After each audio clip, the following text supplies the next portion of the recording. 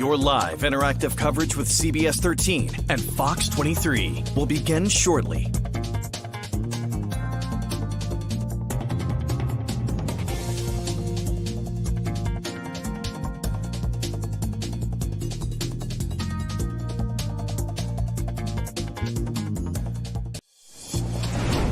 Your live interactive coverage with CBS 13 and Fox 23 starts right now. Good evening. Thanks for tuning in to our digital studios. I'm Owen Kingsley. This is Weekend Headlines.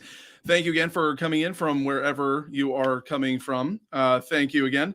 A couple housekeeping notes. Our 6:30 newscast we just finished a few minutes ago on live stream due to football that's on right now. The Chargers and Chiefs taking up our time slot on CBS. We are coming up later tonight at a little after 10 o'clock on Fox. For our normal show then, and at 11 o'clock on CBS. So we will hopefully be seeing you coming up later tonight. You can see all these stories coming up then. All right, let's get into a little bit of what we are covering here. Beginning here in Portland, rent control is on the ballot on next month's election. Question A we are focusing on is an act to amend rent control and tenant protections. If Portlanders vote no, here's what it means. The current tenant protections will stay in place, which is currently a 5% cap on how much a landlord can increase rent when an apartment voluntarily turns over. Buddy Moore, chair of the Livable Portland campaign, worries for the city's renters if these protections get amended. Equates to around 9,000 tenants who would be stripped of their tenant protections, including rent control. They would lose their additional eviction protections, lose protections for Section 8 tenants. If you vote yes on question A, this means landlords in Portland are allowed to reset rent with no limit anytime an apartment becomes vacant voluntarily. Vitalius, who we spoke with earlier, says Portland has strict rules right now. That is Britt Vitalius, president of the Rental Housing Alliance of Southern Maine. He says that some landlords are hurting right now, including some of the smaller landlords in the city.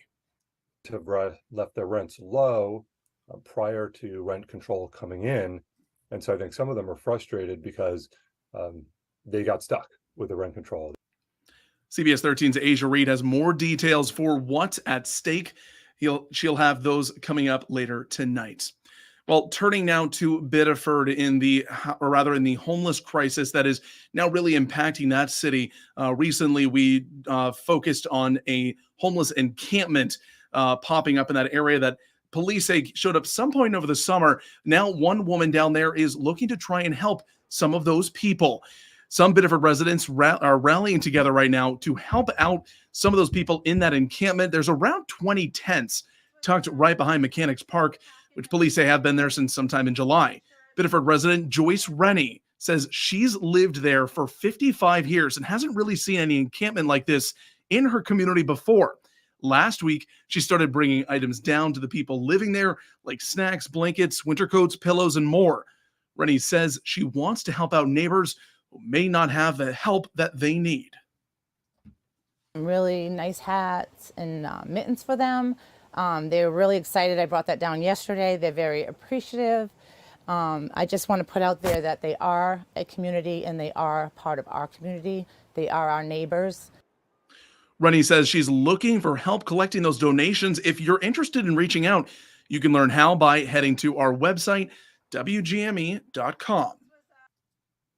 Well, Midcoast Middle School is...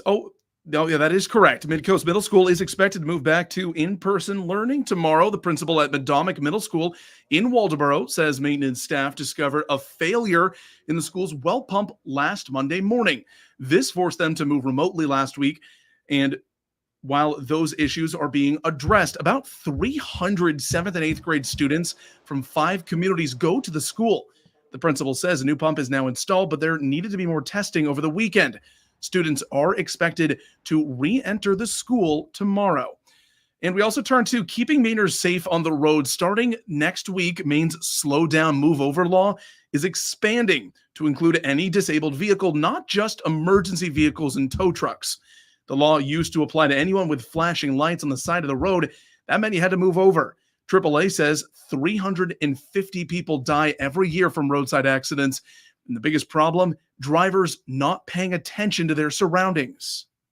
The awareness out there that people recognize that this is a behavior, regardless of who's on the side of the road, it's the person. We need to care about the person on the side of the road, treat them like they're a family member, slow down, pay attention, and that's the biggest thing. We get so many distracted drivers on our roads. They're not paying attention, they're not seeing what's going on, and we need to get them to flip that switch.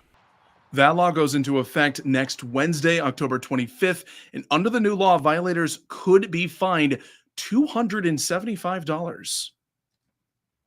Well, right now, a group of bipartisan lawmakers, including Maine Senator Susan Collins, are in Israel right now as the United States continues their support of Israel in their fight against the group Hamas. Senator Collins says that over this weekend, she's met with families of some of those who are being held hostage by that group. Not stop thinking about a little 3-year-old girl named Abigail, who has been taken hostage by Hamas. This is her picture.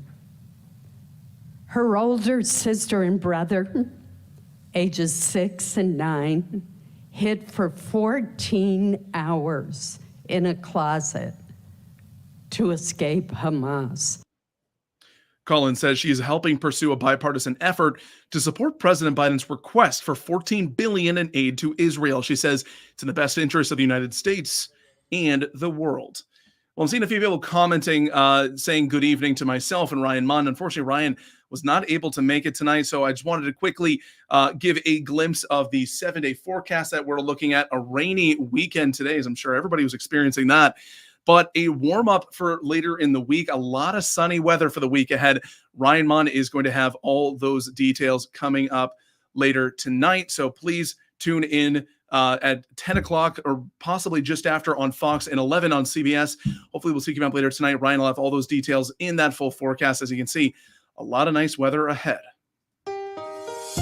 You've been watching live interactive coverage from CBS 13 and Fox 23. Make sure to stay connected with CBS 13 and Fox 23 on air, online,